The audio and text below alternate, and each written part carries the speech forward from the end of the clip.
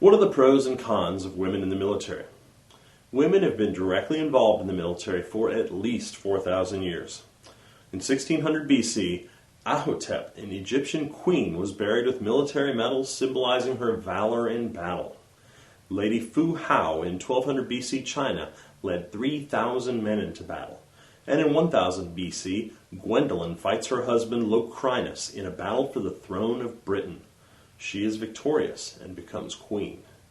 And in the Revolutionary War, Deborah Sampson enlisted under the name Robert Shirtleaf and served for 3 years, cutting a musket ball out of her own leg so no doctor would find out that she was a woman. When finally discovered, George Washington gave her an honorable discharge. Women in the military has become particularly contentious in modern times as we see the exclusion of women from many combat roles.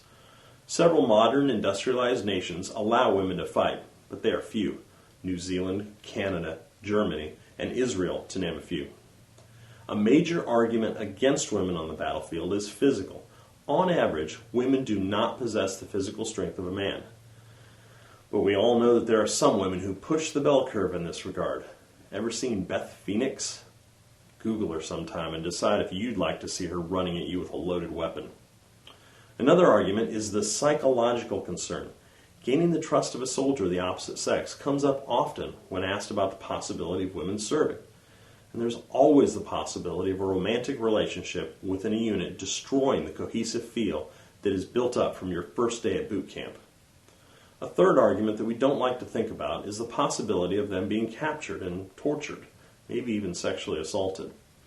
One of the more noble arguments is in a study by the Israeli Defense Forces that has found that when a female soldier was killed or wounded, it was difficult or impossible to maintain control over the men in the unit.